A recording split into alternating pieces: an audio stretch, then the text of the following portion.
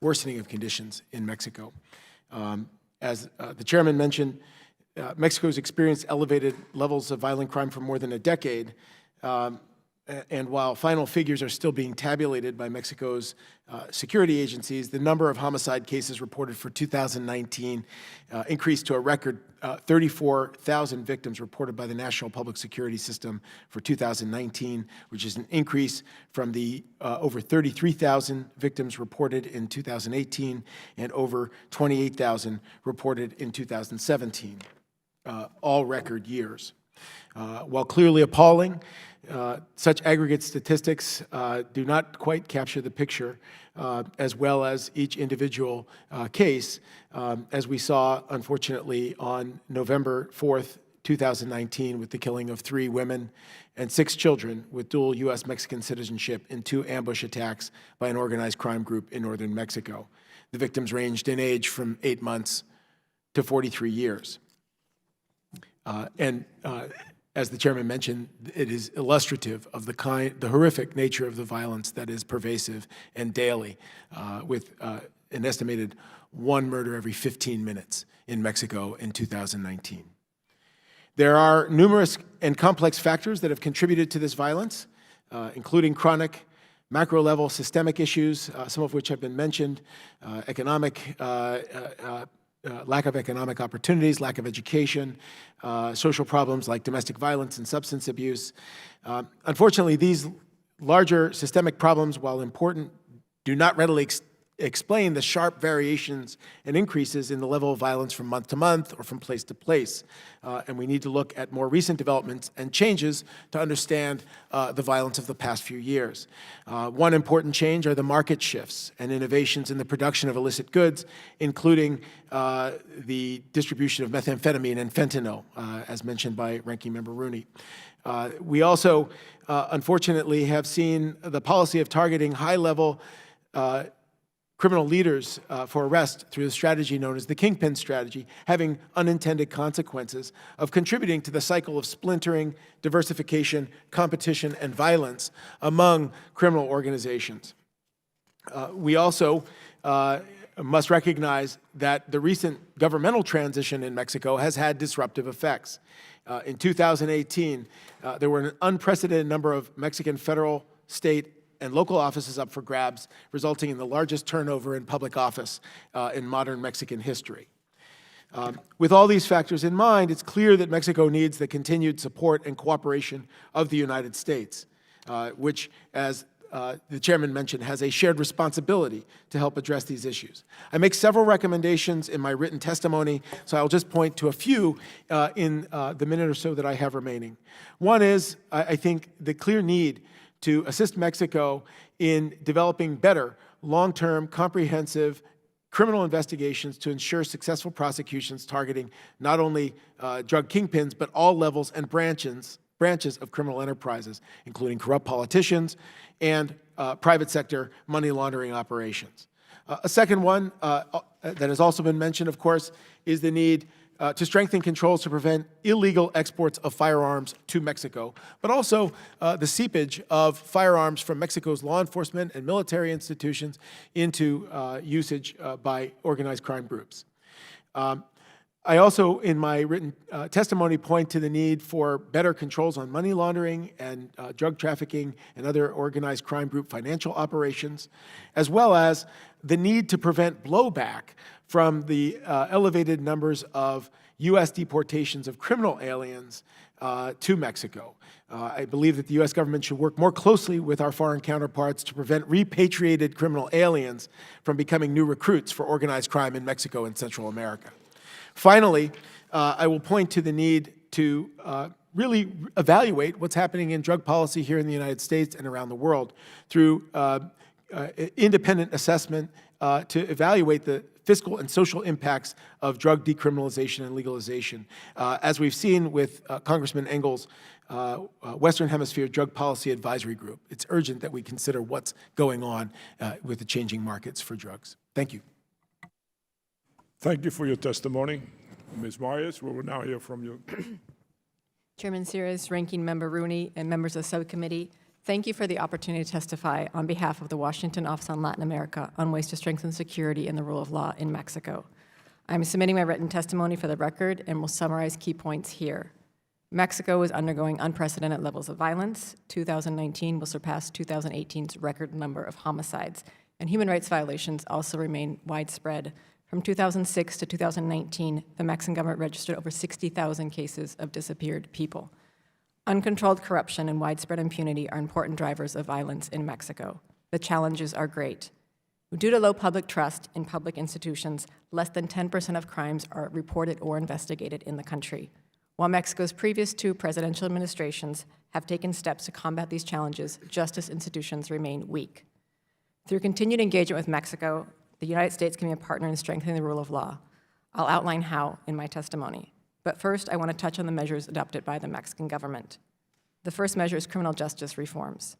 In 2008, the Mexican Congress approved sweeping constitutional reforms to adopt an adversarial criminal justice system based on oral trials in public courtrooms, designed to make the system more efficient, transparent, and with due process guarantees. While many challenges remain, including a backlog of cases and the need to train and specialize more personnel, multiple Mexican states have made important advances in implementing the reforms. The second measure is the autonomy of Mexico's justice institutions. In the past, the Mexican executive branch has blocked important investigations into corruption and human rights violations. In 2014, Mexico's Congress passed constitutional reforms to replace the country's Attorney General's office with an autonomous National Prosecutor's office independent from the executive branch. However, autonomy alone will not make the new institution more effective. This will also depend on the actions taken by the first national prosecutor, named last year, Alejandro Gertz.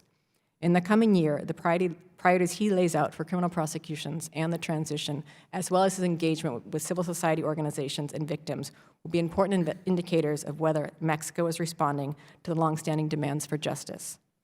The third is to curtail government collusion with criminal organizations. In far too many cases, Mexican government officials and security agents work in collusion with criminal networks. To name two important examples, the U.S. Department of Justice recently indicted Genaro Garcia Luna, a former public security minister, for allegedly colluding with the Sinaloa cartel. And in the emblematic case of the 43 forcibly disappeared students from Ayotzinapa, the local police officers who detained the students were working on behalf of an organized criminal organization. President López Obrador has made combating corruption a center point of his government, and Gertz Manero is moving forward in select high-profile cases. However, tackling corruption will require more than just a few successful prosecutions. His government should also demonstrate a firm commitment to Mexico's national anti-corruption system, which is a mechanism established in 2016 to coordinate all of anti-corruption efforts at all levels of government in the areas of prevention, investigation, and sanction. While Mexico must build professional police forces with strong accountability mechanisms and remove the military from public security, an effective criminal justice system is paramount to addressing violence and corruption in the country. Detaining more drug traffickers or corrupt officials will be ineffective unless the judiciary can prosecute them while guaranteeing due process. U.S. assistance has already contributed to improvements in the criminal justice system. USAID's rule of law projects have helped state attorney generals' offices and courts develop capacity, improve victims' access to justice, and investigate crimes against journalists and human rights defenders. The Department of Justice's OPDAT has trained justice sector personnel on the adversarial system and has collaborated with the Mexican government in drafting relevant legislation. Moving forward, we need to ensure that U.S. agencies involved in justice reform coordinate their efforts and measure the impact of U.S. training. We engage with Mexico so that U.S. assistance is beneficial in this transition to a national autonomous office or prosecutor's office, and we need to support civil society organizations who are involved in criminal justice reforms, anti-corruption efforts, and human rights. While the Mexican government is responsible for strengthening the country's institutions to address Mexico's security crisis, the United States must also do its part. This should include more public health funding to address U.S. demand for illicit drugs and additional measures to combat arms trafficking to Mexico. I want to conclude by thanking the subcommittee for holding this hearing and for including a focus on the way to strengthen the rule of law in Mexico. For far too long, Mexico has been dramatically impacted by high rates of violence, corruption, human rights violations, and impunity, while transnational criminal organizations continue to traffic drugs and harm communities on both sides of the border. To reduce impunity, the Mexican government must work to create trustworthy, rights-respecting institutions. In this regard, as the U.S.-Mexico cooperation moves forward, both governments should ensure that strengthening the rule of law is a centerpiece of these discussions. Thank you. Thank you, Ms. Meyer. Mr. Miles, we'll hear now your testimony. Thank you, Mr. Chairman, Ranking Member Rooney, and members of the subcommittee. I would like to lay out 4 main points with respect to security in Mexico and U.S. security cooperation with Mexico. Point number 1, the 2008 Merida Initiative set out to reduce violence and the power of drug trafficking organizations in Mexico. It has failed to achieve those goals. As Dr. Shirk and Ms. Meyer indicated, 2019 was the most violent year on record. The strategy of capturing or killing high-value targets has not been sufficient to weaken the drug cartels, and by creating leadership vacuums, it has increased lethal violence over succession and territory. The cartels are still heavily involved in the narcotics trade, although the composition of that trade has changed. Less marijuana is coming across the border, but 90% of the heroin that comes in the United States comes from Mexico, and the country remains a major transit zone for cocaine. Increasingly, heroin is being supplanted by synthetic opioids such as fentanyl, with precursor chemicals coming from China arriving in Mexican ports on the Pacific. According to 2017 data from the CDC, 48,000 people in the United States died from opioids, including heroin, prescription, and non-prescription opioids. Point number 2, the Merida Initiative, despite its failure to rein in violence and drug trafficking, created a historic mechanism for security cooperation between Mexico and the United States that I believe is paying dividends. A wide array of technical training by U.S. experts continues to improve Mexico's institutional capabilities in confronting organized crime. Most importantly, Merida has made the Mexican government and its law enforcement agencies much more open to and accepting of U.S. advice and assistance. Several specific examples of the Merida Initiative's ongoing programs are prison accreditation program that has resulted in 20 Mexican correctional facilities receiving international accreditation since 2011. A national vetting system that has identified corrupt officials within Mexican government agencies and military units. Assessments, training, certification, accreditation, and equipment for forensic labs. Training for prosecutors, investigators, and other justice sector personnel. And also training to professionalize Mexican federal, state, and municipal law enforcement agencies and to increase their capacity of their specialized investigative units. Apart from Merida, Mexico, with U.S. assistance, has expanded the use of financial intelligence units to identify, track, and if necessary, seize the assets of drug traffickers. This is an effective, nonviolent way to shut down the cartel's business model. Towards this end, in August of last year, Mexico strengthened its asset forfeiture law, a very positive step. The Merida Initiative also has created a framework for direct military-to-military training and cooperation. As an example, between 2001 and 2008, that is before the Merida Initiative was implemented, Mexican participation in U.S.-led military exercises consisted of just 2 exercises. Between 2009 and 2017, after Merida, the number surged to 46 joint exercises. Mexico, with U.S. help and equipment, also has taken steps to increase its maritime interdiction capabilities by beginning a program to add 8 long-range patrol vessels to its Navy. The first of these ships was launched in November 2018. These boats will enable the Mexicans to seize more Colombian cocaine shipments and Chinese precursor chemicals for fentanyl, deter illegal fishing vessels, and perform search and rescue missions up to 5,000 nautical miles from Mexico's coasts. Point number 3 is that the Merida Initiative was conceived as a tool to support Mexico's own strategy, not as a substitute for it. Mexican and U.S. officials should work together to review what the Merida Initiative successfully achieved, what it did not, and help Mexico develop a new comprehensive strategy that takes into account new security threats such as violence and instability in Central America. The key is to work together as partners to fix what needs fixing and leverage the institutional relationships that we've built up over the last 12 years. That work has already begun. In 2 joint U.S.-Mexico declarations from December 2018 and June 2019, the government of Mexico promised, among other things, a Mexican enforcement surge through the deployment of its National Guard, especially on its southern border, as well as a promise to cooperate with the United States to, quote, enhance security, governance, and economic prosperity in Central America. This included a commitment by the government of Mexico to invest $25 billion in its southern provinces. In early October of last year, Assistant Secretary of State for International Narcotics and Law Enforcement Affairs, Kirsten Madison, led a delegation that met with senior Mexican officials to discuss ways to intensify efforts against the shared challenges of synthetic and other drugs, organized crime, and related violence. Finally, last month, the Attorney General Barr met with President Lopez Obrador and his team to discuss arms trafficking, money laundering, and international drug trafficking, and agreed to strengthen the bilateral high-level security group created last August. These commitments should be tracked and measured, and at the end of a comprehensive bilateral security review, the United States should provide the level of security cooperation funding that matches the severity of the threat Mexico continues to face both internally and from regional instability. My fourth and final point is stating the obvious. Mexico's security is linked to its prosperity. Its prosperity is directly related to U.S. policies on trade.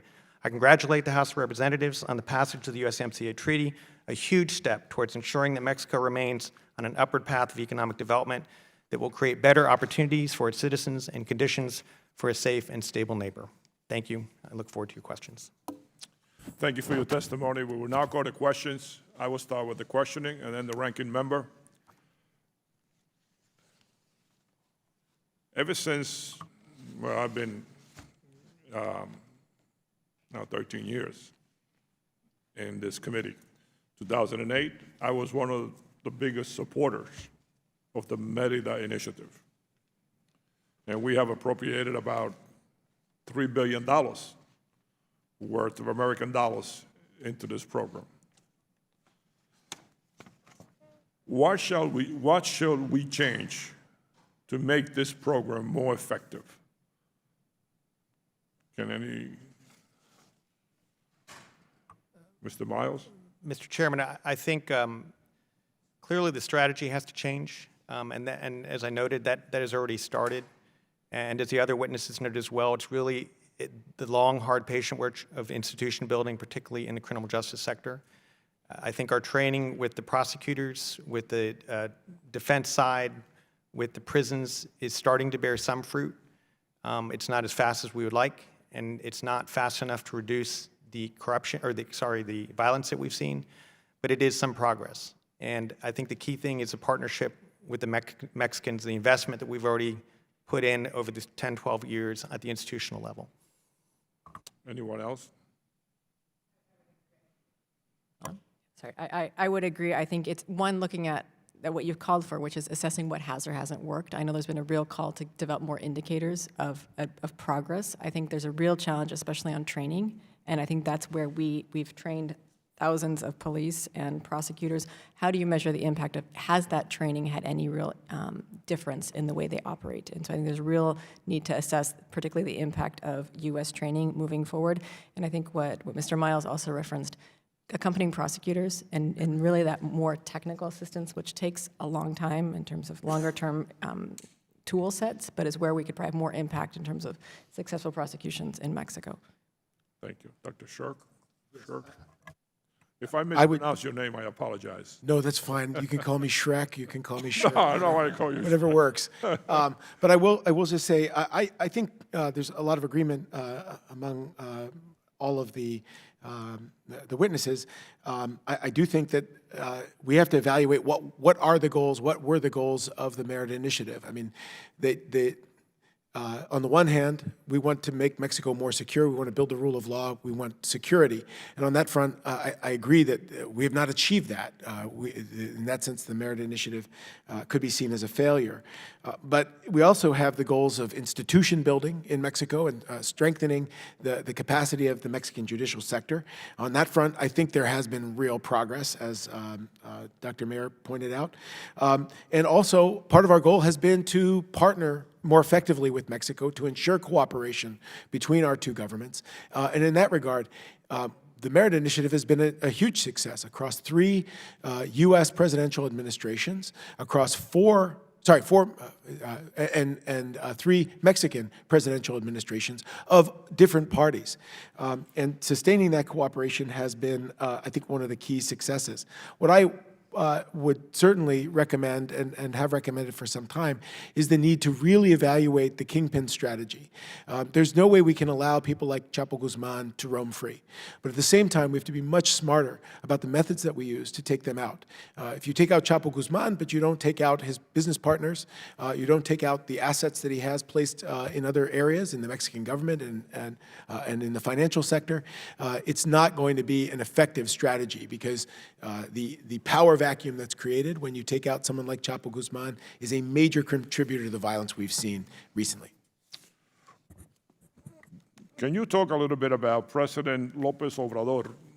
Has he fulfilled his campaign promise to take meaningful steps to combat corruption in Mexico? I think Lopez Obrador has a really important message of corruption, and he's certainly worked to curtail a bit government largesse, meaning that government officials that are taking advantage of public funds for their own benefit. I think what we haven't seen is real progress made on the national anti-corruption system itself. They have focused on a few high-level prosecutions. That's important. I mean, key people, and the budget for this year actually provides more money to the special prosecutor for corruption at the federal level, which is also important. But I think beyond that, we haven't seen a real strong signal that he supports the system as an institution and that he wants to really ensure that throughout Mexico, meaning at the state level and the federal level, there's a real coordination of anti-corruption efforts. They have not named the 18 judges that are supposed to be part of the system to sanction grave cases of public corruption. They have cut funding for other parts of the anti-corruption system, and there's a real concern about public procurement processes in Mexico, which is one of the main sources of some of the bigger corruption scandals we've seen during the Peña Nieto administration. They've actually have even more funds that are basically used through the public procurement, and I think that's where there needs to be more oversight. I think there's a commitment there, at least in terms of discourse. What we really haven't seen yet is how he's going to make this new system, which was something pushed forward by civil society. The anti-corruption system was really a goal of an achievement of Mexican civil society, and we have not yet seen him really back that. Thank you. My time is up. Ranking Member Rooney. Thank you, Mr. Chairman. I'd like to start maybe with a question for anybody, but I'd start with Dr. Shirk. Can you compare and contrast briefly the Calderon approach versus the Peña Nieto approach to dealing with these drugs and gangs and the violence? And then now, having had those two different approaches, how will AMLO's shift in strategy on fighting the cartels, this hugs over bullets business, affect the original mandate of the Merida Initiative? I think President Calderon was very aggressive in his fight against the organized crime groups and was particularly reliant on the kingpin strategy, targeting high-level operatives in Mexican organized crime. Unfortunately, evidently unbeknownst to President Calderon, his top drug fighter was on the take from the Sinaloa cartel, Genaro Garcia Luna. And how that affected the fight, I think, is something we're going to have to study more carefully. Peña Nieto came into office very skeptical of collaboration through the Merida Initiative and initially wanted to greatly restrict efforts to work with the United States, but very quickly saw that there were opportunities to help address the real threat of organized crime, and we started to see that cooperation increase. Lopez Obrador comes in with similar skepticism, and in fact announced that his government was going to no longer cooperate through the Merida Initiative, that the Merida Initiative was effectively canceled, until he realized both how grave the threat is and how vital U.S. assistance has been. And so I think that there is room for continued cooperation with the Lopez Obrador administration. I am also very skeptical of the hugs, not gunfight slogan of this administration. But I understand that part of the rationale, part of the thinking behind that position is the deep skepticism that exists in Mexico about the efforts we've seen in previous administrations through the kingpin administration. Kingpin strategy and the desire to find some other approach that will work. I think we can find ways of working with this government. Ms. Meyer, Mr. Miles? I would just add that I think there's a gap in the policing strategy that has arisen from this consensus that the uniformed military needs to be pulled back from policing duties and that a National Guard needs to be stood up to accomplish that. That's had very mixed results, but at the same time, you've pulled back federal and state policing in those areas in which it's most needed. So the Mexican government at many levels has effectively lost control of some of that territory because it's not entirely clear from a policy view or organizational hierarchy who has responsibility now that the uniformed military has been pulled back from those duties, largely. Well, in that respect then, oh, Ms. Meyer, do you have a comment? I was just going to really briefly say, I think on that, in terms of the police and the National Guard, really looking at U.S. support on accountability. The U.S. has funded in the past the Internal Affairs Unit for the federal police, which has now been basically absorbed by the National Guard. And I think if you're looking at concerns on corruption within security forces or human rights violations, having strong internal affairs units is really important. So as the National Guard is being built up, that is an area where the U.S. could also be very effective. It's certainly a key aspect of López Obrador's security strategy is this National Guard, and so making sure that if you're deploying these forces, they're being held accountable for their actions. Okay. Another question is, what can we do, bilateral steps the United States and Mexico could take to combat this flow of firearms crossing the border from the United States into Mexico? One thing I think has been a very positive development in the last few months is the agreement between the Trump administration and the López Obrador administration to regularly revisit each month through a high-level strategic group the progress that's being made on firearms trafficking. That's something that's never happened before, and I think there's real potential for progress in monitoring what's going on. I do think that there are a number of things that hobble that kind of cooperation. I recommend, for example, greater transparency and access to information about the number of firearms that are being seized in Mexico, so we can better identify what are the origins of those firearms. Anyone else? I mean, I think there's a lot of issues in terms of how do you look at using universal background checks in the United States, classifying gun trafficking and straw purchases as federal crimes, things that would be more broad picture, requiring the reporting of multi-sales of long guns. And I think the last, which David referred to earlier in terms of legal gun sales, so increased oversight, because there is a lot of concern about seepage of even guns that are legally purchased by the Mexican government for their security forces that end up in the hands of criminal organizations. So are there ways that we could exercise more oversight over legal sales as well? Congressman Phillips. Thank you, Mr. Chair, and to each of our witnesses. I want to start by asking more about the National Guard. Apparently, about a third of the 60,000 or so new National Guard members that have been hired in the last year or so have been assigned to migration and immigration enforcement issues rather than addressing violent crime in Mexico. So I'd love your perspective on your perceptions of the current strategy, how much of their time and energies are being dedicated to each, and whether you think that is an effective use of the enhanced number of National Guard members. Perhaps we can start with you, Dr. Shirk. Yeah, I think this is a real problem. The very first task with which the National Guard was directed was essentially order maintenance functions on Mexico's southern border. It's also, there are a number of flaws in the National Guard. The National Guard is not an investigative unit, doesn't have investigative capacity, is mainly, again, an order maintenance agency, and that doesn't help to get at this huge impunity problem, which Dr. Myers mentioned, that 90% of crimes essentially go unpunished in Mexico. So I think that there's potential to work with the National Guard. It's arguably, it's not even been a year that the National Guard has been enforced.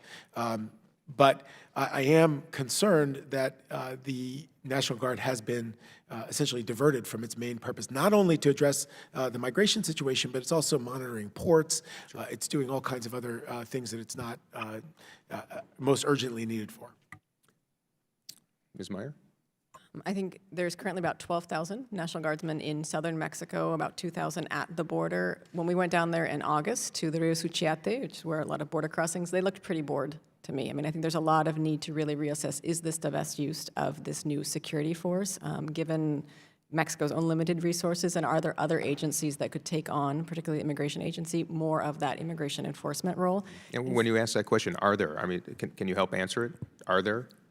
Are there other units or forces that can take on that responsibility? There is the National Immigration Agency. That's their task. In the past, they have been supported for security reasons, sometimes with the federal police, but I think there is certainly a need to assess, can you grow your immigration agency? They had 5,000 members for the entire country, and so I think that's also where they've used these other forces as a stopgap measure because they haven't increased the size. Okay. And the second is just training. I mean, the National Guard is not trained to be interacting with vulnerable populations like migrants, and so like you really have the concern of what that could mean for asylum seekers and others.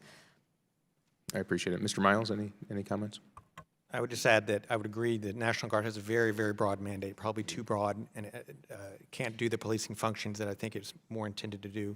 I would note, though, that given the drop in numbers that we've seen on southwest border due to a U.S. policy change, I think that policy change will, in effect, relieve the National Guard of having to do a lot of things that Lopez Obrador wanted to do, and force these drops in migration, and that hopefully, if that trend continues, would allow them to do the sort of policing that was the original intent. Okay, I appreciate it. My next question is relative to anti-corruption efforts, and we talk about it a lot, but rather than just hope for change, what can the U.S. Congress specifically do to provide incentives and resources, perhaps, to ensure that the effort is as robust as it can possibly be? Ms. Meyer, perhaps you could start. I think Specifics. It's important. USAID has a pretty good transparency and area of work that's been working on, particularly at the state level. How do you work with the business community on their own obligations for compliance with anti-corruption efforts? How do you educate a broader population about what their role is in reporting corruption? They're also supporting the citizen participation committees, which are state and federal level committees that in the federal level actually have control over oversight for the entire system. And so I think there is a lot that USAID could do to strengthen those efforts. And the second would probably be more accompanying more cases and prosecutions and getting better skill sets to go after these cases. We have not seen any dismantling of corruption networks by this government. We have not seen yet a successful conviction. They still have some time to do that. I think looking at, can there be ways of U.S. know-how to support their anti-corruption investigations? Okay, we have about 30 seconds left, either Dr. Shirk or Mr. Miles, if you have. I would just add that the United States is much more successful in its rate of prosecutions, and one thing that we can do is to target companies and individuals that are facilitating these criminal enterprises by prosecuting them here in the United States. I appreciate that. All right, I yield back my time. Thank you. Congressman Yoho. Thank you, Mr. Chairman. Appreciate you all being here. And Ms. Myers, I want to start with you. You were talking about, what we've been trying to do with foreign affairs or foreign aid and USAID and the Merida Initiative. Did I say that right? I don't want to say that other word. With that initiative, we have put in $3 billion since 2008. Good governance, rule of law, decrease corruption, get rid of the drugs, and I think it's a dismal failure. I know there's some good things, and Mr. Miles, look forward to talking to you, because you said there are some good things that have come out of this. But I'm not seeing it here, and when I talk to my taxpayers, they're like, what are we doing? We have got to have a reset in this, and yet when the corruption is allegedly going up to the top, the reports of President Pena in the bribery scandal with El Chapo, that's an alleged, so we have to see if that follows through. But when you have that level of corruption at the very top, you can't have the rule of the law in your big cities, let alone your little cities. And those 42 people, the teachers and students that got killed, we knew what happened, but yet nobody comes clean on that. Nobody goes to jail on that.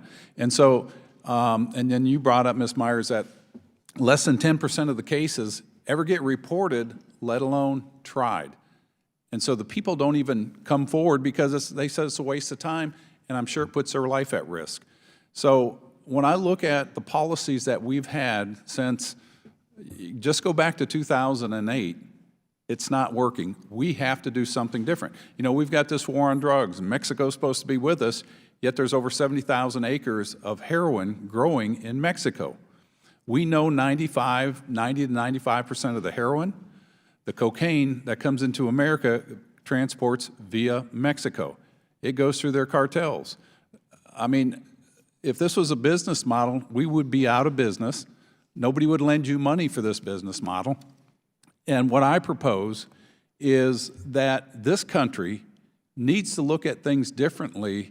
Mr. Myers, you brought up, and I got a shout out to him because he's one of our constituents, and he's here with his great wife, Phoebe, out here. Just a great family, and he's done a lot of work in this realm. You brought up that Mexico depends on trade, primarily with the U.S. We have the USMCA trade deal. I voted against it for some other reasons. But one of the things I brought up to the Mexican ambassador when she was here is the drugs transiting. If Mexico knows they're dependent on trade primarily with the U.S. and Canada, a weakened America is a weakened Mexico. And we know a lot of this drugs are coming up via the produce that comes in this or other things that are coming into this country. And so my proposal is we move from aid to trade, and we base that trade based on policies. When we have a country that aligns with us in rule of law, getting rid of corruption, and we've got our own problems here in this country, but when we start having countries align up with us philosophically in the rule of law so that we can work across the border, whether it's on the drugs, on the narco trafficking, the human trafficking, I don't think we should give them favored trade status. What's your thoughts on that? Anybody? I don't think there's any scenario in my mind in which the Mexicans will be able to defeat these organizations on their own without U.S. training and assistance. So I think that always has to be a part of the policy answer. Do they want to defeat them? Well, in the Mexican presidential election, the top two issues were anti-corruption and violence. So there's clearly the political desire among the Mexican people to do this. Surprisingly enough, the United States, the Trump administration, migration were not top issues in the Mexican presidential campaign. It was reducing violence and anti-corruption. Where's anti-drugs in there? Well, I mean, I think that's rolled up into the violence piece. I mean, when they say violence, it's the cartel violence. But again, we're talking about a country that has weak institutions, particularly at the local levels. And I think that's where we can actually make the contribution, is strengthening that institutional capability all the way down, not just the national government, state, local, all the way. Well, and that's a frustrating thing because we put billions and billions and billions of dollars in there to strengthen those. They're not strengthened. Mr. Chairman, I'm going to yield back. I appreciate your time. I look forward to talking to you afterwards. Thank you. Thank you. Congressman Espaillat. Thank you, Mr. Chairman. Just yesterday, international media reported the killing of Maria Guadalupe Esquivel, also known as La Catrina, who was a member of the cartel Jalisco Nueva Generación, responsible for the killing of 15 police officers last October. This 21-year-old sicaria, who at one point was reported to be a good student, was killed in an exchange of gunfire between the drug cartel and Mexican drug enforcement officers in the region of Tierra Caliente, Mexico. According to Inside Crime, back in the 1980s, 75% of the drugs seized in the United States came from the Caribbean. By 2010, the number went down to 10%, with 80% of the drugs seized coming from Mexico and Central America. However, there has been a significant shift in that model, with a significant increase and investment in the drug war in Central America and Mexico. The numbers have begun to shift back to the Caribbean. This is also fueled by the growing prominence and importance of Venezuela in the drug trade, only a few miles away from the Caribbean. Last December the 2nd, after escaping a raid in his residency in the Dominican Republic, Cesar Emilio Peralta, also known as El Abusador, was arrested in Cartagena, Colombia. Known to be the Pablo Escobar of the Caribbean, El Abusador today sits in a Colombian jail awaiting extradition to the United States. He trafficked thousands of kilos of cocaine that hit the streets in the United States, in my district, in the Northeast, in New York, New Jersey, Florida, New England states, all over the country, leading to, contributing to the opioid crisis that we now face in America. Yet, the Caribbean Basin Security Initiative only gets $58 million a year, a total of $600 million since implementation back in 2010, as compared to the $3 billion given to the Merida Initiative, or the $1.2 billion given to CARSI. What is your take on this shift, the potential shift of the drug trade going back to the Caribbean? Should we invest more in interdiction in the Caribbean and law enforcement in the Caribbean to combat the emergence of Venezuela and the shifting of the drug trade back to the way it was in the 1980s? To any one of you. I think you point to a very important problem, this shifting networks.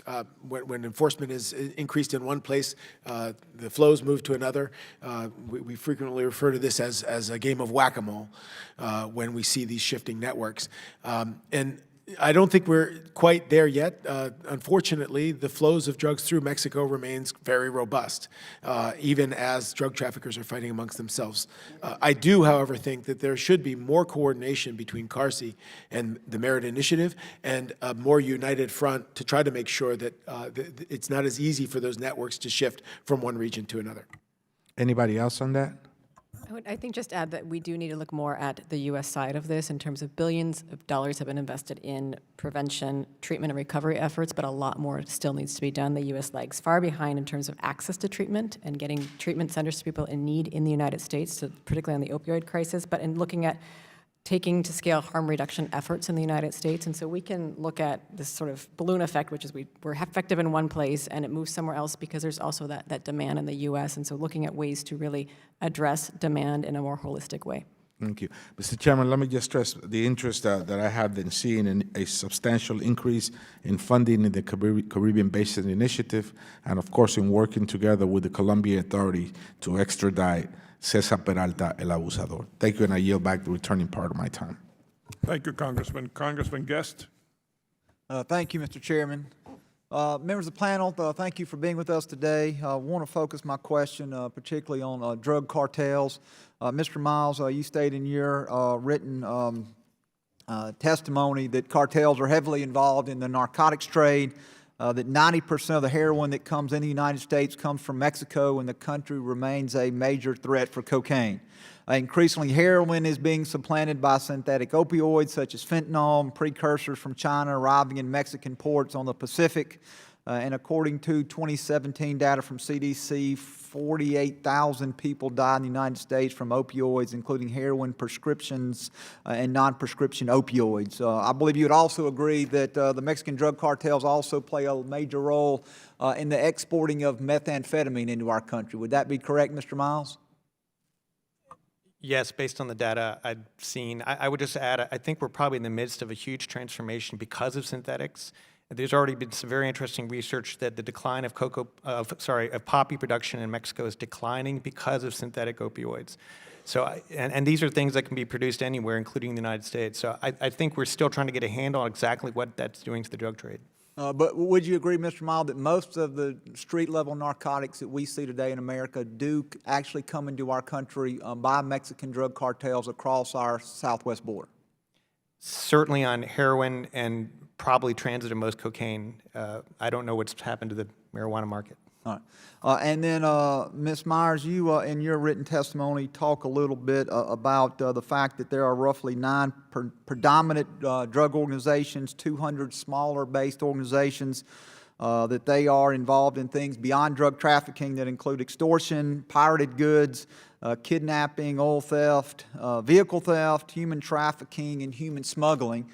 And then you go on to talk a little bit about the violent nature of these organizations. You say that roughly a third of the homicides in Mexico can be attributed to criminal drug organizations.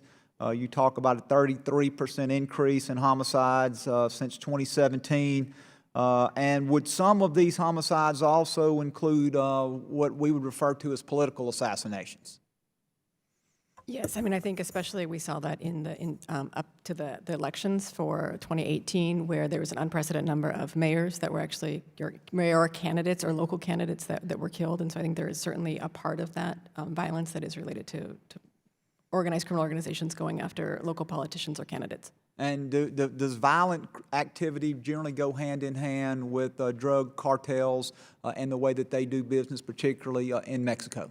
Yes, I think the important thing that we're highlighting is that these drug cartels are no longer just drug trafficking organizations. We look at them as transnational criminal organizations because of their involvement in so many other illicit activities, including oil theft in Mexico, which is a really large priority for the current government, as well as all the other issues that you mentioned. And also, we're seeing a continued increase in drug cartels and human trafficking and sex trafficking. Is that correct?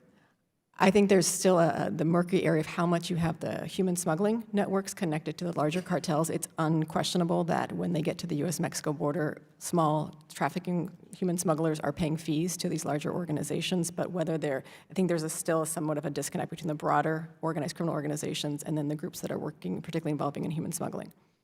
And then, Dr. Shirk, you talk in your testimony about the policy that Mexico had implemented for a number of years known as the kingpin strategy, that it was responsible for the takedown of El Chapo, cartel leader there in Mexico, but that Mexico has recently moved away from the kingpin strategy. And my question is, what alternative strategy has the Mexican government implemented in place of the kingpin strategy? Effectively, the Mexican government has insisted that it will not target high-level operatives of criminal organizations because of the destabilizing effects that it has on the drug trade and the resulting power vacuums and violence that follow. Unfortunately, I don't think that's the right approach or right response. The problem with the kingpin strategy is that it only goes after the head of the hydra and doesn't deal with the other component parts of these criminal organizations through more effective and broader prosecutorial investigations and prosecutions. So I think that the United States government needs to work very closely with Mexico and demonstrate that more effective prosecutions of the many component parts of a criminal enterprise can actually be effective in debilitating organized crime in Mexico, as it has worked in the United States really since the 1970s. Thank you, Mr. Chairman. I yield back. Thank you. Congressman Gonzalez. Thank you. I have a few questions. I'm going to ask Mr. Miles, to your knowledge, how are we measuring success to the Merida Plan? I mean, $3 billion, what specific metrics are we using with the State Department to measure progress on our investment of $3 billion? Well, one of the things we're doing is trying to see if any of the institution building is having an effect. And to take as an example, the new criminal justice system as they're switching over to an entirely new system of oral prosecutions, there has been some measurement that the states that went earlier to that in Mexico have indeed seen higher conviction rates, more arrests. How many states have gone into this new method? All of them at this point, but it was phased in over roughly an 8-year period. So there were some that went right away and others that waited. The ones that went right away are starting to see positive results. They're small, but they are positive.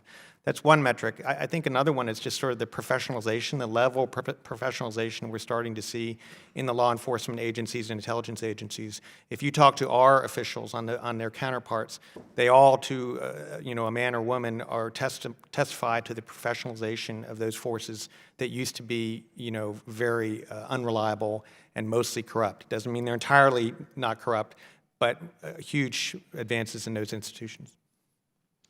Well, living on the border and traveling to Mexico all my life and doing business in Mexico as a lawyer before I ever came here, I see the Merida Plan, I hate to say this, as a monumental failure in terms of if you do an economic cost-benefit analysis of, we've spent $3 billion, but yet I can't get in my car and drive 2 hours into Monterey without feeling like my life is in danger. And what more can we do in terms of, and what are we doing in terms of putting pressure that we have police that are actually not corrupt and making arrests? And then more than that, because there are a lot of arrests, they just all get let go because they pay bribes and get out of jail. How do we guarantee that they get prosecuted and that they actually go to prison and serve their jail time? What are we doing with this vast investment that we've made to assure that those institutions have accountability? Just want to say that we need to think about this as a very complex problem. And yes, we've invested $3 billion over the last 10 years. We spend more than 10 times that every year on U.S. border security. Yeah, I know that. And so sometimes these complex problems don't go away just because you're spending billions of dollars, and they're problems that require much deeper interventions.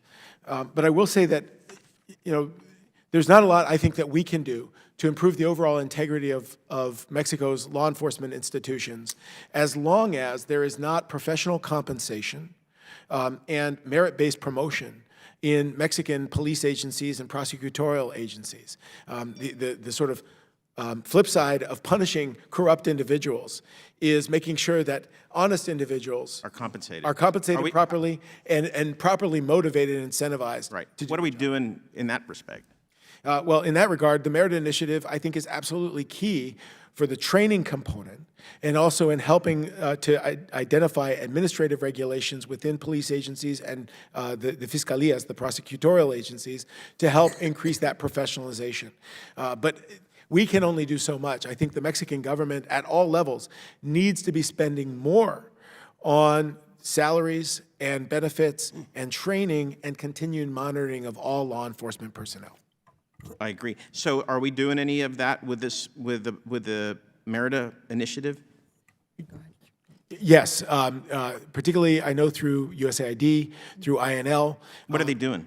They're doing trainings of Mexican prosecutors and also coordination with U.S. prosecutorial agencies, groups like Western Attorneys CWAG, Center for Western Attorneys Generals, has spent 5 to 10 years working to coordinate between. But still, more than 90% of people don't get of criminals don't get prosecuted in Mexico.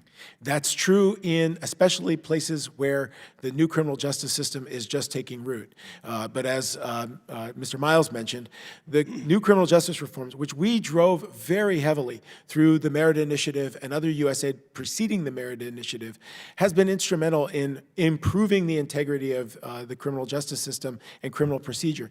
One example, we did a study in December and found that in states that had made progress in the criminal justice reforms earlier, we saw a 5% reduction in the use of torture by law enforcement agents. What states are those? In states like Chihuahua, in states like Baja California, we've seen, even though there's been violence in those places, we're seeing more integrity in law enforcement. We can see small but important improvements in the integrity of policing. Crime, from my point of view, seems like it's skyrocketed in Mexico. They've lost more people to violence in the last 2 years than we did in the entire war in Vietnam, soldiers in Vietnam.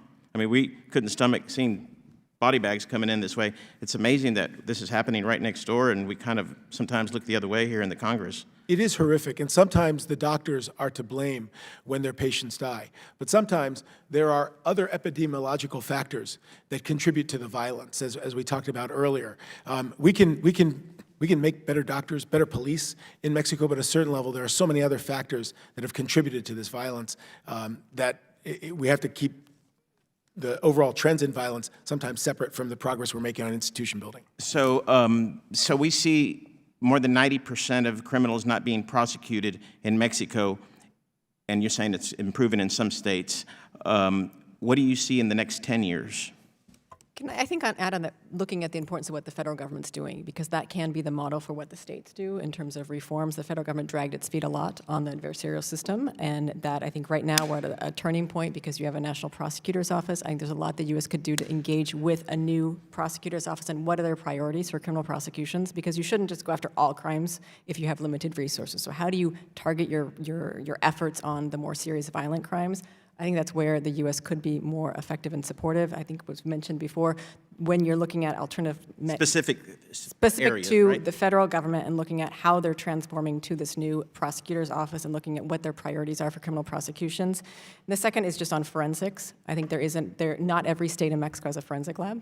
And of the forensic, they don't have ballistics, they don't have all the analytical capacity they need. So that's another area where if you don't have the ability to gather scientific evidence that's going to stand up in court, cases fall apart. The third would be policing. The police are like the last missing part of the criminal justice reform. They were the last to be prioritized in terms of training. Less than half of the police that are involved now in crime scene preservation have even any training on their roles in the new system. And so I think doubling down on how do we work to support Mexico's police in their new role in investigating crimes. Thank you.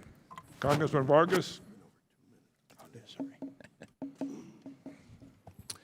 Thank you very much, Mr. Chair and Ranking Member, for bringing this forward. I want to agree totally with and completely with my colleague from Florida when he stated, when you have corruption at the top, the very top, you don't have the rule of law. I think that was very appropriate, especially today. So thank you for those comments. Totally agree with them, completely. Drugs really is a symbiotic evil. The reality is that in the United States, we consume them, and we pay a heavy price for that. A lot of our young people and even middle-aged people die because of illicit drugs. But the reality is that that same evil affects Latin America and Mexico too. It's interesting, Mexicans will tell you it's very easy to stop the drug trafficking, stop using them, because most of the drugs come to the United States. We love to point at Mexico and say, why are you supplying these horrible drugs? Mexicans saying, why are you consuming them? Because it's killing our people too. So we have to figure, it has to be a holistic strategy. And again, we're trying different things. I mean, the reality is in California, I think many people voted to legalize marijuana, not because they thought marijuana was a good thing, but to try to get the money out of it, the illicit money. And, it's a strategy that I don't particularly like.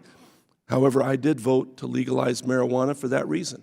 I thought maybe if we take the money out of it, that maybe, kids won't use it as much, and, it won't be a gateway drug, and maybe we can get some of the deaths, the murder, and all this other mayhem out of there. So we'll see if that works. Now, I do have to ask about the new president in Mexico. Obviously, he has a different strategy than previous presidents, as you've been talking about, but his security plan, the hugs versus bullets or whatever, I don't have a lot of faith in that. And I'd like to ask Dr. Shirk, you first, because you said this thing is a many-headed thing, and you chop one off and it pops up. What about his strategy? Where are the gaps in his security? And I do agree with, by the way, the use of the National Guard. I think has been ridiculous when they're trying to stop a bunch of these poor people from coming up. They don't have the drugs. They're not selling drugs. They're not killing anybody.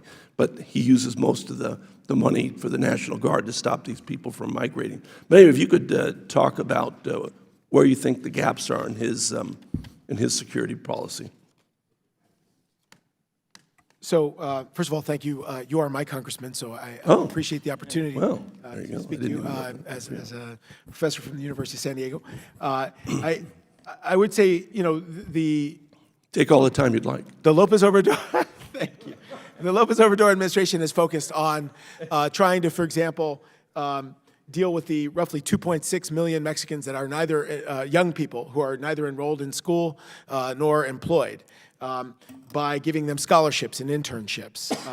He's tried to address the problem of crime and violence by creating a new public security secretariat. He's created the National Guard, and he's created this new fiscal prosecutorial mechanism. These look really good on paper. Each of these elements, or each of these changes, I think, potentially has merit. Unfortunately, it all comes down to the implementation. And giving $200 scholarships to tens of thousands of Mexican students doesn't really get to the most violent actors, for example. And so I'm a little bit dubious about the long-term benefit of his scholarship initiative. When it comes to the Public Security Secretariat, what's very clear is that the new National Guard is nominally reporting to the new Public Secretary, Security Secretariat, but it's effectively an outgrowth of the Mexican military and lacks some of the important accountability mechanisms that we would expect for law enforcement. And lastly, the new Fiscalia is still really trying to build this agency while the car's in motion. And so I think we've seen very few results so far from the administration. I think it's very distressing to the Mexican public, the idea of simply— And I'm going to stop you just for one Yes, second sir. because I'm running out of time, but I do want to ask you about extradition and prosecution in the United States. It doesn't seem like he's very much in favor of that either. No, I would agree with that. So that I think is going to be a big problem. Do you suspect that's going to be a big problem too? Because there is always that fear. I think the drug traffickers have that fear that they're going to be extradited to the United States and they won't be able to escape here. And I don't think he's very anxious to extradite anybody. I think we'll see fewer extraditions over the next 5 years remaining in his administration than we've seen over the last 5 to 10 years through other administrations. Thank you very much, Doctor. Thank you. Thank you. Congressman Castro? Thank you, Chairman. As we speak, hundreds of people from Central America seeking refuge at our borders are forced to wait in Mexico as their asylum claims are processed. Tomorrow, the Congressional Hispanic Caucus will be visiting some of these folks in Brownsville and later in Matamoros, Mexico. These individuals and families are subject to gang violence, extortion, and crime when waiting at the border. Can you tell us what the conditions are in Mexican border cities where these asylum seekers are having to remain because of the Trump administration's Remain in Mexico policy? I think the conditions are very dire in the majority of the cities. We have seen, particularly in Nuevo Laredo, Matamoros, tent cities that are stood up, I think in part because when the Mexican government also accepted the expansion of this program, they did very little on their side of the border to ensure that they had the public services they needed. So you have lots of people living on the streets in very precarious situations, and as you mentioned, victims of crime. And so I think that's the key issue is we have seen migrants kidnapped in Mexico historically. For over a decade, migrants have been targeted by criminal organizations at the border, and yet it continues in part because, as we've mentioned, there is very little investigations into these crimes in Mexico. In many of these Mexican cities, the U.S. government has advised Americans not to travel to. But my follow-up question to that is not in this case about the American government. We know what the Trump administration is doing. AMLO ran as a reformer for president of Mexico, but there have been reports about his possible complicity with the Trump administration in perhaps abusing the human rights of some of these asylum seekers and making their path harder, not in a just way, but perhaps in an unjust way. Can any of you speak to that? I think there's twofold here. One, we would certainly view as a human rights organization that the migrant protection protocols in that program is inhumane and should be ended because of the impact it has on the safety of asylum seekers and their ability to get protection in the United States, including processing their cases and having legal assistance. I think the Mexican government's own detention strategy has likely deported back to the dangerous situations people are fleeing from because they don't adequately screen people when they're apprehended in Mexico. That said, there were 70,000 asylum requests in Mexico last year, and they are certainly working to expand their own capacity to protect people. So I think they certainly have a responsibility ensuring that people that want protection have the opportunity to request it, but they haven't done nearly enough in this area. On a different subject, a significant contributor to gang violence and cartel violence in Mexico is the export, both authorized and unauthorized, of small arms bought in the United States and taken to Mexico or exported to Mexico. In your estimation, what can the United States do to prevent small arms, including assault weapons, bought in the United States from being sent to Mexico to be used by cartels and organized crime?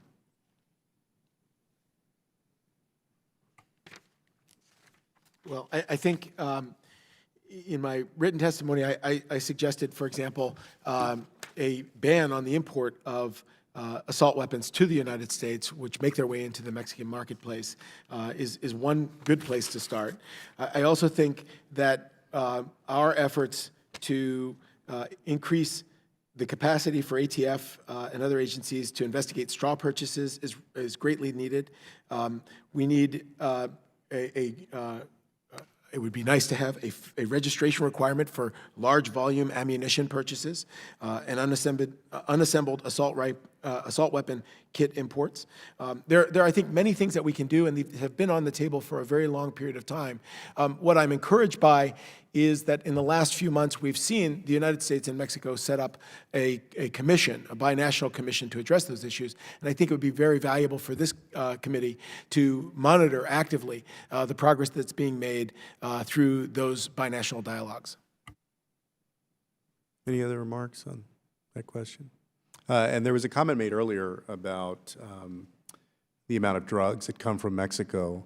But I think as we think about that fact, we also have to consider the fact that the United States is right now is spending billions of dollars on a border wall, billions of dollars on border security in a way that is not necessarily dealing with the customs, with the things that come in or slip in, and the fact that a fraction of the vehicles, for example, that come through the U.S.-Mexico border are actually properly and fully inspected. I think for the United States Congress, for the President, I think it's something that we have to think about in terms of how we dedicate our own resources. I yield back. Thank you very much. We're going to have a second round, if you don't mind, of questioning. I'll let the ranking member start. Thank you, Mr. Chairman. Mr. Miles, in your testimony, you mentioned these financial intelligence units to track and identify and if necessary, seize drug traffickers' assets. And I know a lot of people have been interested in our ability through the Treasury Department, et cetera, to identify and track those kind of assets just like we do in other parts of the world.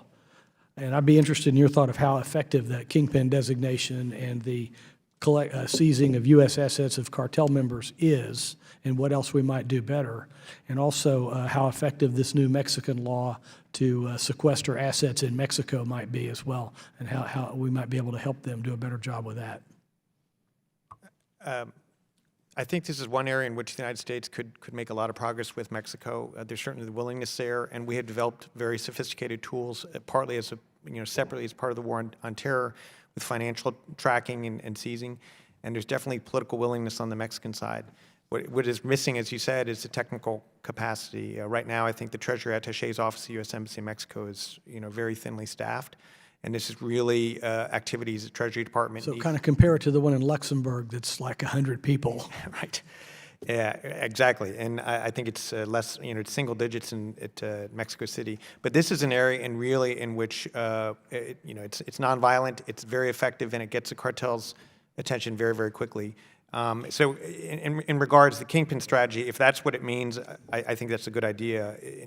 Snatch and grab missions, I think, as we've talked about, have not been effective. Thank you. Any other comments about this? I would just add that one thing that's sorely lacking in Mexico are witness protections and whistleblower protections. If we really want to identify corruption, if we want to identify where those assets are, having stronger whistleblower protections and having stronger witness protection would be a great way of getting lower-level operatives of a criminal enterprise to help identify where those assets might lie or where funds are being diverted. Unfortunately, there are no real examples of successful prosecutions using witnesses that have been turned essentially from criminal organizations in Mexico in the way that our prosecutorial agencies are able to do, because no one feels safe to do that. Thank you. I yield my time. Congressman Gonzalez. Thank you. Just in follow-up, one last issue that I wanted to discuss, and I guess, Mr. Miles, I'm sorry to pick on you, but you seem to have the background for the questions that I have. So what are we doing, or what should we be doing to secure, and I'm talking about security along with trade, to secure our trade routes? In the small city of McAllen, which is the southern portion of my congressional district, we get about $1 billion a year of legitimate Mexican deposits into our banking institutions. This year, by I think it was October, we had over $1 billion of retail sales to Mexican nationals who come and shop and own second homes, either in South Texas or Padre Island, somewhere in South Texas. So they've been great business partners and clients and customers. What are we doing to assure those trade routes stay safe? And the reason I ask is I hear of 18-wheelers being pulled over and extorted for, depending what product they're bringing through and depending what's hot at the time. Tourism is even though it's high, it's been impacted because people from Monterey, which is the biggest city where most people come and shop and own second homes, don't come as much anymore, are selling their second homes on Padre Island and in South Texas because of those routes being so dangerous. And I think it has a direct economic impact, and I'm curious what can we do? I've been down there. I've met with Secretary Durazo about trying to secure Highway 40, and I've talked to the officials. They've sent people down there recently, and they tell me it's better, but we should be securing our trade routes. In fact, I thought that that should have been part of the USMCA, which I was very proud to vote for, but I thought it was missing a security component to assure that our trade and business is also safe and tourism is safe when they travel, especially on those main thoroughways to ports of entry. Well, I think without a doubt, number one, investing in border infrastructure, and particularly on the security side, is critical, and this is something that you've probably heard quite a bit. Using better technologies to do those inspections at the border so that we have much higher confidence. Two, I think intelligence sharing has also been one of the bright spots in the U.S.-Mexico security relationship. I think that needs to be expanded to include, as you said, those routes coming in on the trade side, not just, for instance, on the in areas of the border in which there's no security. Right. And then maybe something like what we similarly do in airports outside the United States, where we do sort of pre-checks using U.S. personnel or at least U.S. assistants, do something like that. On the other side of the border? On the other side, with Mexican cooperation. That would be great. I would love to see that. And these are all tools, I think, that would make a dent. I envision like safe zones, like maybe I know people don't want to hear the green zone as an example, but having a trade route, having it completely secured from the port of entry to, say, Monterey or whatever the major city hub is where the trade is happening, that they could have either military or some kind of security every so many miles to completely shield trade and tourism through those routes. And it doesn't seem like that it should be that complicated to do, but I can assure you that it's having a huge economic impact, and there's a price tag to that insecurity that we don't seem to talk much about, and we didn't really get into that thoroughly during the USMCA. I felt that it was rushed without having that security component. But whatever opinions you guys want to share on that idea, I'd be happy to listen. I think Mexican security experts have brought forward that idea several times of are there areas where the Mexican government should be looking at securing highways, particularly for these high-trafficked areas. I'm not sure with the López Obrador administration how far they've gone with those discussions. I would caution, though, I think the other kind of missing part of that is looking at corruption within the security forces. So putting up checkpoints is important, but making sure that the people manning the checkpoints are working on the right side of it. And so I think it goes back to we need to ensure that Mexico has really strong accountability. Right. For so we need to work, we need to like find ways to be there, right, in those trade routes. And work with them on right. these controls over the security forces. So is that going to happen? I think it should be part of the discussions in terms of future cooperation. How can we really work much more on these? What can we do as members of Congress to be helpful with that idea?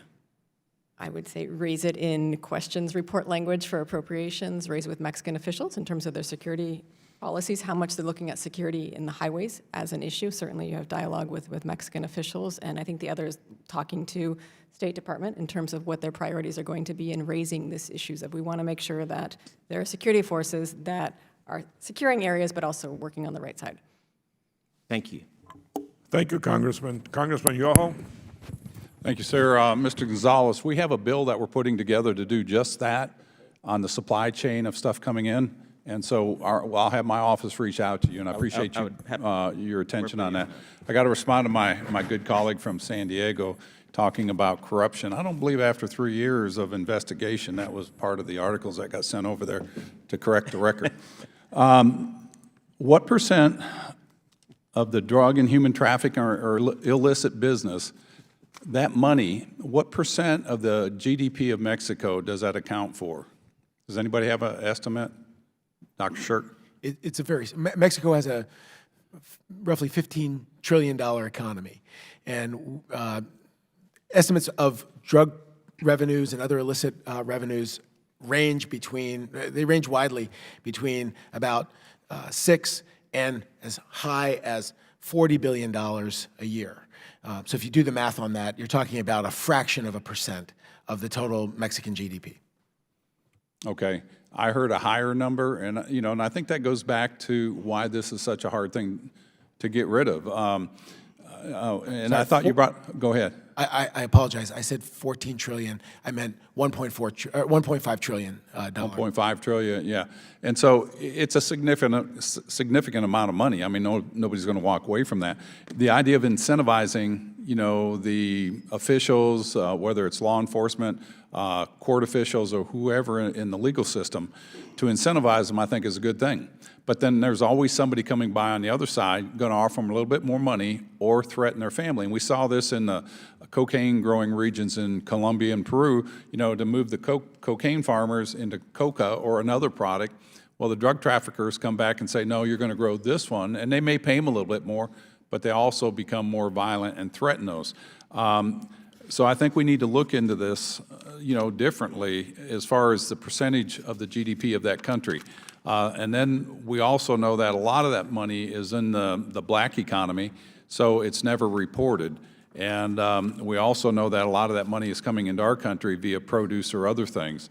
Dr. Shirk, you brought up some ideas on getting the amount of guns going down there under control.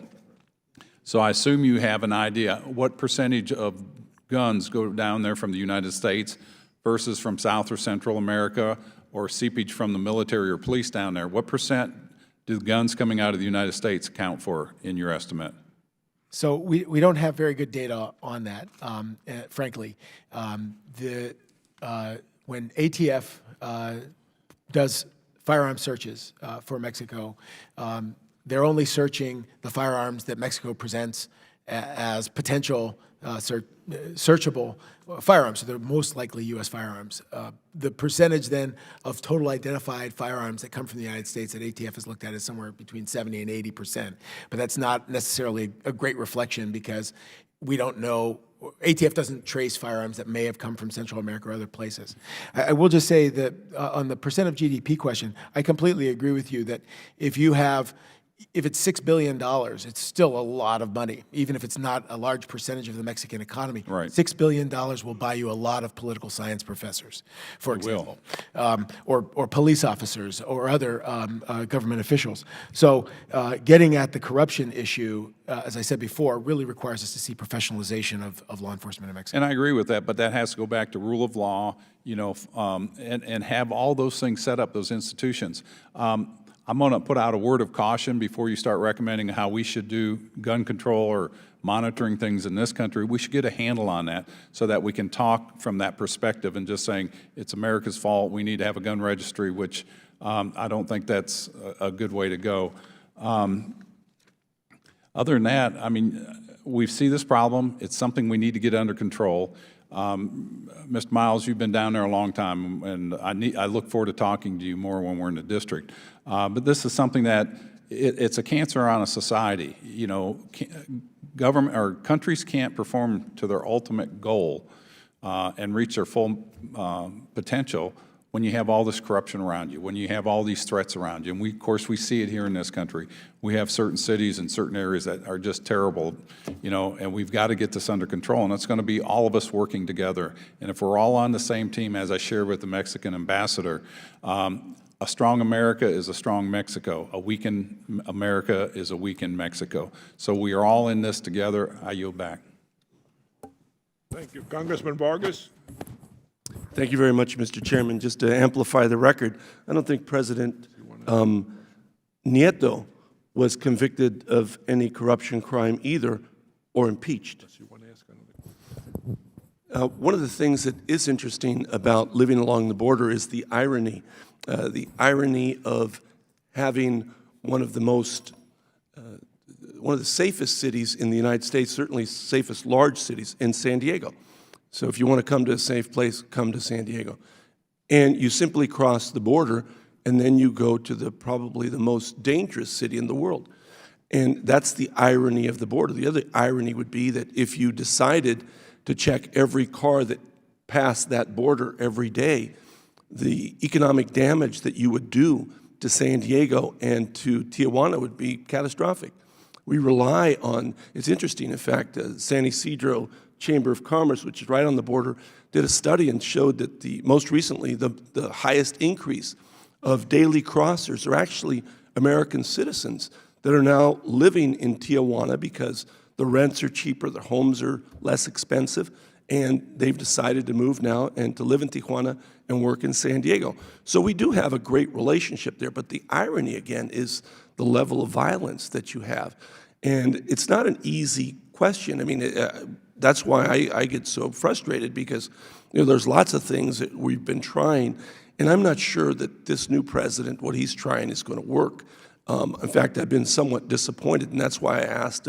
His focus on corruption has been great, but what about the notion that these drug traffickers have literally brought incredible levels of violence, and he doesn't seem to address it, or he doesn't seem, even with the massacres that have happened, he seems to have put this off on the back burner. Could you comment about that?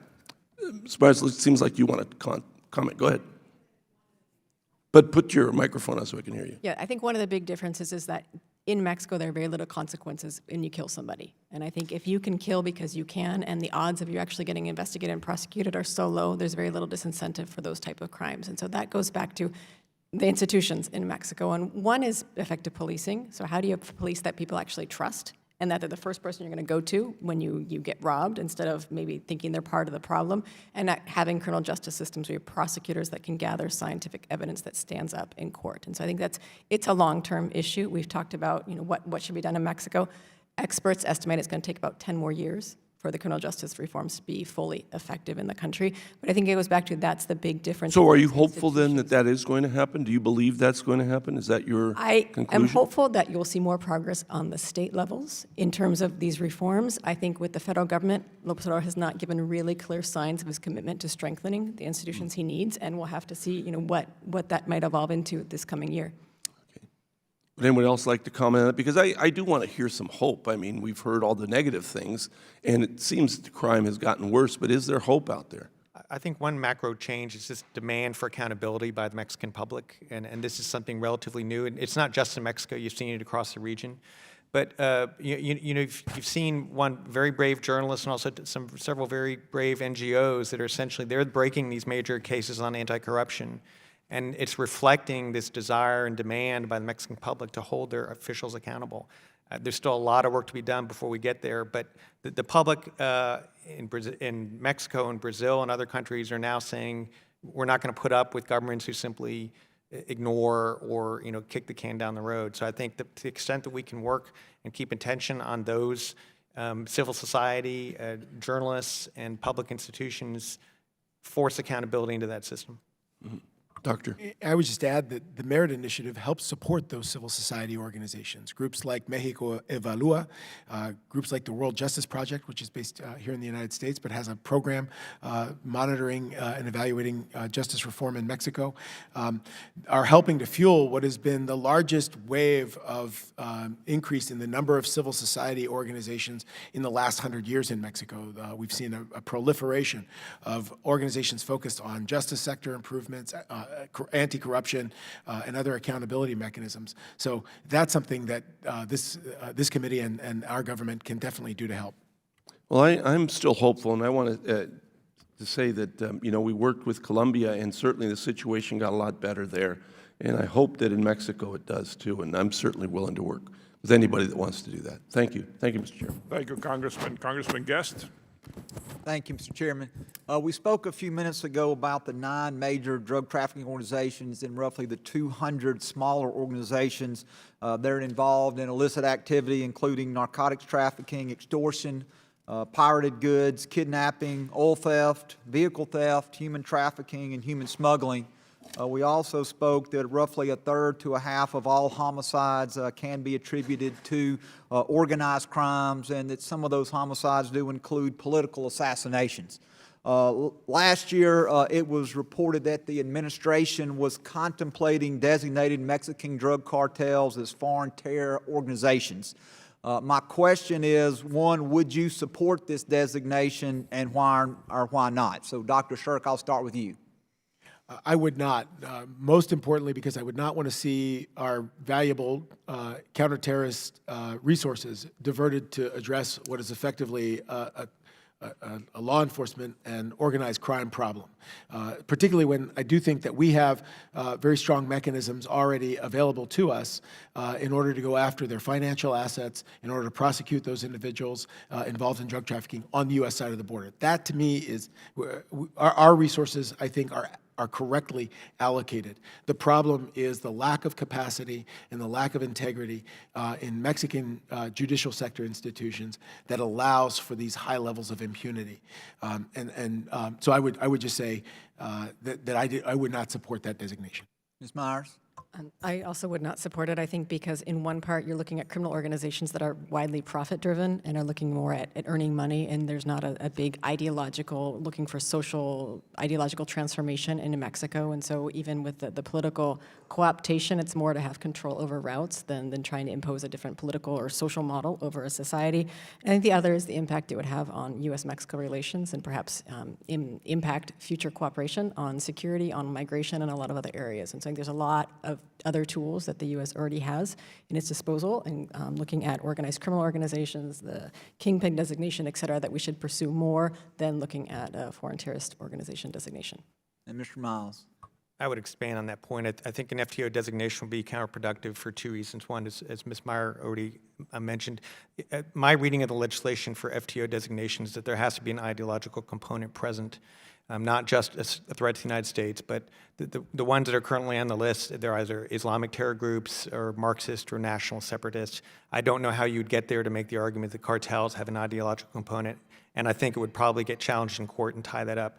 But number two, more importantly, I think anything that smacks of desire to do unilateral action, whether it's enforcement or targeting by the United States and Mexico, I think would set us back decades in terms of our cooperation, the relationships that we've built with the intelligence and the law enforcement agencies. So if they interpreted an FTO designation as a green light or permission slip from the administration to go in unilaterally, I think that would seriously damage our interests. Would each of you agree, and if you don't, please let me know, that the tools that we currently have at our disposal and the strategies that we have implemented have failed to adequately control the drug trafficking organizations in Mexico? As I mentioned in my remarks, if we're measuring the level of violence and the involvement in drug trafficking, we have failed to achieve that objective. Absolutely. It doesn't mean Merida didn't accomplish other things, which I believe it did. That objective clearly was not met. Ms. Myers? I think I would agree in terms of looking at violence in Mexico. If we're looking at it more and how do we expand the relationship between the countries, build trust, and create those institutions, I think the Merida Initiative has certainly made progress in those areas. And Dr. Shirk? I would agree with those statements. I would, just going back to this terrorism point, I mean, in many ways, drug trafficking organizations are worse than ideological terrorists in the sense that they're killing for money, and they're killing 8-month-old babies, and they're drowning people in or mutilating their bodies in horrible ways. And so I think we tend to look at the acts that they commit as terrible and horrifying, and we want to condemn them. But I think that there are smarter ways that we can go about fighting these organizations. And Dr. Shirk, just to follow up on that, based upon what you just said, shouldn't we use every tool in our disposal to fight drug trafficking organizations to make sure that, one, that violence does not come to our shores, and then two, to try to help our friends in Mexico as they are continuing this battle which has raged in their country now for decades? I have sometimes problems with my cell phone, but I wouldn't use a hammer. I'm sorry, Mr. Chairman, I yield back. Well, thank you very much. Thank you all for being here today. As our witnesses have explained, the challenge of insecurity in Mexico is immense. I plan to work with my colleagues in the coming months to further evaluate our assistance to Mexico and find ways to improve our strategy going forward. I thank the witnesses and all members for being here today. With that, the committee is adjourned.